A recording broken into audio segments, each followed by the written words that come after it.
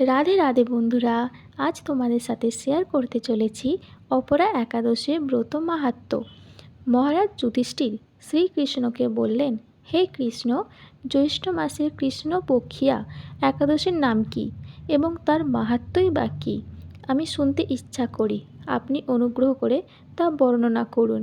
শ্রীকৃষ্ণ বললেন, হে মহারাজ, মানুষের মঙ্গলের জন্যে আপনি খুব ভালো প্রশ্ন করেছেন। বহু পুণ্য প্রদানকারী, মহাপাপ বিনাশকারী ও পুত্রদানকারী এই একাদশী অপরা নামে খ্যাত। এই ব্রত পালনকারী ব্যক্তি জগতে প্রসিদ্ধি লাভ করে।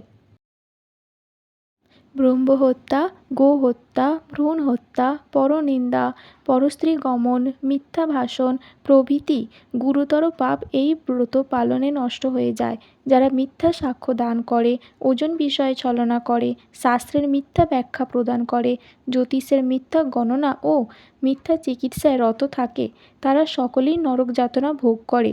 এই সমস্ত ব্যক্তিরাও যদি এই ব্রত পালন করে, তবে তারা সমস্ত পাপ থেকে মুক্ত হয়।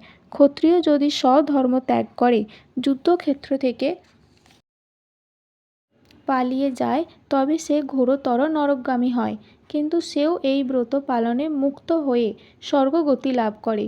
মকর রাশিতে সূর্য অবস্থানকালে মাঘ মাসে প্রয়াগস্থানে যে ফল লাভ হয়, শিবরাত্রিতে কাশীধামে উপবাস করলে যে পুণ্য হয়, গয়াধামে বিষ্ণু পাদপদ্মে পিণ্ডদানে যে ফল পাওয়া যায়, সিংহ রাশিতে বৃহস্পতির অবস্থানে গৌতমী নদীতে স্নানে, কুম্ভে কেদারনাথ দর্শনে, বদরিকাশ্রম যাত্রায় ও বদ্রীনারায়ণ সেবায়, সূর্যগ্রহণে, কুরুক্ষেত্রে স্নানে, হাতি ঘোড়া স্বর্ণদানে এবং দক্ষিণাসহ যজ্ঞ সম্পাদনে যে ফল লাভ হয়, এই ব্রত পালন করলে অনায়াসে সেই সকল ফল লাভ হয়ে থাকে।